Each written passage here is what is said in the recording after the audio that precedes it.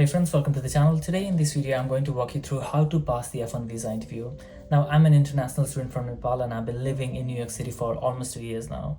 I've been through everything that you're currently going through, watching endless videos on YouTube, but still not being able to find any helpful or proper resource.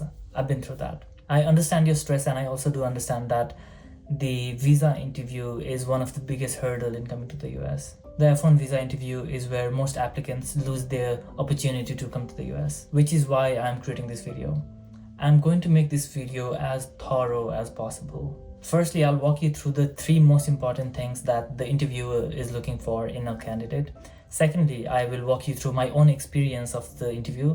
I'll give you all the questions that the interviewer asked me and my answers to those questions. And finally, I'm going to give you some more sample questions along with answers that you can focus on while preparing for your own interview. So without wasting any time, let's jump right into it. Let's start with what the visa interviewer is looking for in a F1 visa candidate. There are 3 major things. The first thing is that you're a genuine student. The second thing is that you'll come back to your home country. Third and final thing is that you can afford it. The first thing is pretty clear, that you should be a genuine student, as in with your answers you should be able to express that you truly are going to the US to study and not necessarily to reside there or to work or do something that you shouldn't be doing, right? Second thing similarly is that you will come back to your home country, which is very correlated to the first thing that we discussed. When you are a genuine student, you are not necessarily looking for an opportunity to stay in the US after you complete your education.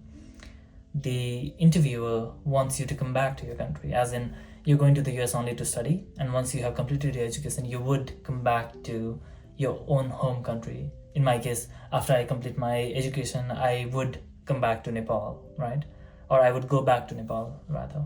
Third and the final thing, as I said, is you should be able to afford the education in the US. Now, the US has one of the highest GDPs, which also implies that they would have one of the highest costs of education. Well, healthcare is super crazy here, but let's just focus on education, right? You have to be able to express through your sources of income, through the people who are going to sponsor you, that you will be able to afford the education.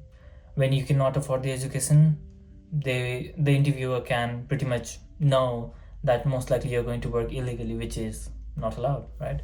So when you do answer the questions that the interviewer asks you, you should be able to make them believe that you can actually afford the education. Again, just be honest, okay? If you cannot afford the education, please do consider some other country or something else, because the cost in education is pretty crazy. And if you're considering working, maybe think about it again. Anywho, now let's move on to how my own experience was when I went for my F1 visa interview. Alright, I have my iPad with me and I'm going to read my exact experience for how my interview went. I had texted the details to a friend, the exact interaction with the visa officer, which is why it should be pretty accurate. So I go to the interview. I had to stay in the line for a while, and when my turn came, well, of course I was nervous, but I was being interviewed at a counter where 3 people before me, like, they got their visas rejected. So I was like, oh no, like, I got this guy and he's probably going to reject my visa as well. He was like 6'1", 6'2", a little, I don't know, well, a little intimidating, to be honest. He was bald too, so I guess. Anyway, moving on. So I passed my documents, which was my I-20, my passport, and my grade 12 mark sheet. I passed those 3 documents to the visa officer, and he took the documents and he looked at them briefly, and then he's like, nice GPA, nice scholarship. What was your grade 11 GPA? 2.7, officer. That's good. Did you take any language proficiency tests? No, officer, I didn't. Since I got a 1420 on my SAT, I was not required to take a language proficiency test. Why this university? Well, first of all, I got into their honors program with a really good scholarship. The campus is in New York, so it will be good for internships and other opportunities. Additionally, my brother went there as well. The education that he received has positioned him really well in his career. Additionally, there's Professor Dadada, whose research is the reason I'll be studying mathematics alongside computer science. And he's ready to give me a research position this fall when I join. So that's the reason, officer. You mentioned that your brother studied there as well. What course did he take? Same course, officer. By any chance, is he still there? Yes, officer. He's still in the US under F1 STEM OPT. He's currently working as a senior data engineer and he'll be coming back to Nepal next year. Do you think he'll go for a master's program? No, officer, I do not believe so. Since it's computer science, he would learn more by working in the field rather than studying further. Your parents will be able to afford your education? Yes, officer, they will. Would you like me to elaborate on that? No need. I'm granting a visa. Thank you so much, officer. Have a wonderful day. Now, that is exactly how my interview went. I may have been a little boastful, a little overconfident, but initially, when I was starting to answer the questions, I was pretty nervous. And the details of my interview may not have been exactly as is, but the confidence and being able to give the officer exactly what he was looking for, which is the 3 points that I mentioned initially, I think those are the reasons that granted me the visa. Now, let's move on to the next part. This is where I'm going to walk you through a couple of sample interview questions and some sample interview answers that you can use to prepare for your own interview. All right, here are the sample questions. First, I'll give you all the questions and then we will go through all the answers one after another. The first question, why the US? How many universities did you apply to? Why this university? Why this course? What are your plans after graduation? Who are your sponsors? How did you know about this university? What's the total cost of your education in the US? Do you have any relatives in the US? Did you take any language test? What did you do during your time after completing high school? Have you been outside Nepal or your home country? Where did you complete your high school? Tell me about the university. How will you adapt with the cultural differences? And in some cases, they could also ask you, what are your first year subjects at the university that you're going to? Well, for some of the answers, I have used bullet points. For the other questions, I have just used, paragraphs. And I'm going to give you exactly the answers that I've written. This is the document that I was using to prepare for my own interview. So anyway, let's just go through them one after another. So for the first question, why the US? My answer for that was, the quality of education in the US is the best. I have a lot of plans for my future and I do not want to compromise with the quality of education that I can get. The most significant innovations in the history of mankind have taken place in the US, and I want to learn from those experts, from the people at the forefront of this technological revolution, which is why I want to go to the US to pursue my education. Second question, how many universities did you apply to? I applied to 3 universities besides St. Joseph's University. The University of Cincinnati, Siena College, Gettysburg College. I was waitlisted at Gettysburg College and I got into Siena and University of Cincinnati. St. Joseph's University was the clear choice. Why St. Joseph's University, or why this university? I already gave you the answer. Well, I got into the honors program with really good scholarship. The university is based in New York, which would be really good for internships and other opportunities. My brother went there as well. And there's professor whose research is the reason why I'll be studying mathematics alongside computer science. I talked with him and he already has a research opportunity for me to join this fall. Next question, why this course, as in why computer science? This would be whatever major that you're going for. You would have to customize the answer according to your own profile.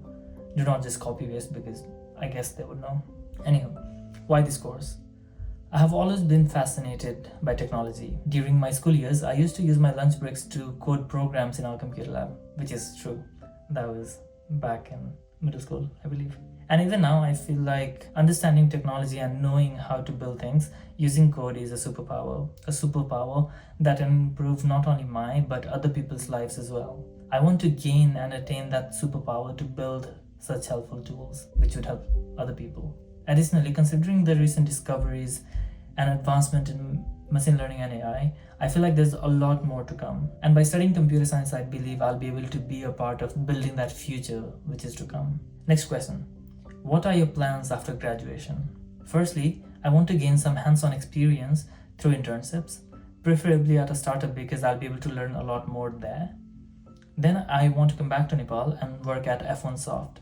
F1 Soft particularly because they have been playing a crucial role in digitizing Nepal by building apps for almost all the banks in Nepal and through their subsidiary companies such as eSeva, PhonePe and many more. My long-term goal is to reach a leadership position at F1 Soft and help attain their mission of making Nepal almost entirely digital. A computer science degree specifically from the US will allow me to make all of this happen. Who are your sponsors? My parents and my brother are my sponsors, officer. May I elaborate or would you like me to tell you more? And then I would say, my parents are both teachers and my mother also owns a business. My parents generate a combined income of approximately DAS a year. around this much from their teaching and around this much from my mother's business. On top of that, my elder brother is a senior data engineer at this particular company. He makes a little over this much per year, so they will be funding my undergrad education. How did you find out about this university? I did my research, and my brother, who also went there, had a lot of good things to say. He made me familiar with the university and its culture. So when I applied and got the opportunity to attend with a good scholarship, it felt like a natural choice. What's the total cost of education in the US?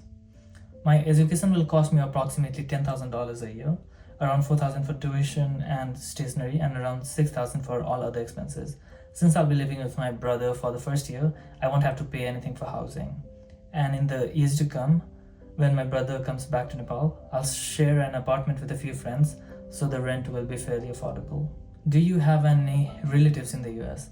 Yes, my brother is in the US. He completed his undergrad from St. Joseph's University as well, and is currently working as a data analyst at a finance company called DAS. He's coming back to Nepal next year to work at F1 Soft, which is where I intend to work as well. Did you take any language tests? I didn't have to take a language test per se, but since I got a 670 on my SAT English and a SAT score of 1420, I wasn't required to submit an IELTS or TOEFL score. So no, I didn't take any language proficiency test. What did you do during your time after completing high school?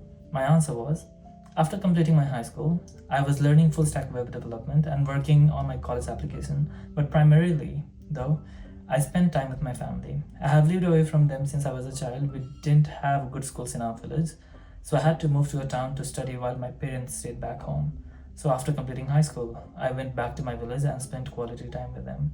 I helped them with daily chores and just stayed there with them, because ultimately when I go away for my undergrad, it may be many years before I come back. So yeah, that's what I did after my high school. Now, I don't know if this is a very good answer, but it was an honest answer. That's what I did, so that's what I wrote.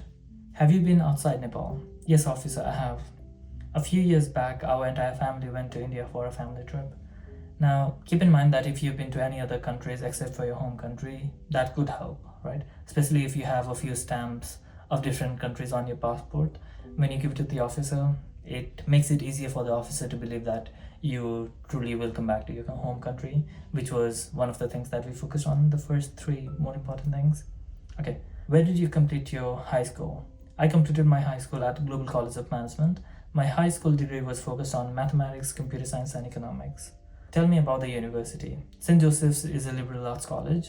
They have two campuses, one in Long Island and another in Brooklyn, New York. I'll be going to the Brooklyn campus where my brother studied as well. Their computer science program is really impressive. That's what I'll be studying. How will you adapt with the cultural differences? I'd like to say that I've been preparing. We didn't really have any good schools in our village, so I moved to a city for my education. Then I came to Kathmandu for my high school. I understand that New York and the US are nothing like moving within Nepal. And yes, it could be challenging, but I'm fairly confident that my past experiences will help me adapt with the cultural differences. And then the last thing was, what are your first year subjects? These are the questions that I wrote, okay? For my semester 1, it was Intro to Computer Science, Mathematical Foundation to Computer Science, Calc 1. And for semester 2 was Computer Programming, Calc 2, Algorithm and Data Structures. And I ended up taking multiple other classes, but these were the questions that I had prepared for, right? Now, there could possibly be more questions that you could possibly be asked, and you would have to be able to answer those questions. The only thing that I'd recommend you keep in mind is prepare really well. And when you're preparing, what really helps is mock interview, right? Have your friends ask you questions. If there are Telegram communities or Telegram groups that you can join to practice mock interviews with other people who are applying for the F1 visa, do that. The mock interview really helps. While you're preparing for your F1 visa interview, it is very important to use your time wisely. Social media can take up most of the time that you have. I have made a video about how to use, or rather quit, social media without really necessarily disconnecting from other people. So if you'd like, watch the video that is currently on the screen. I will see you in the next video. Until then, take care. Bye.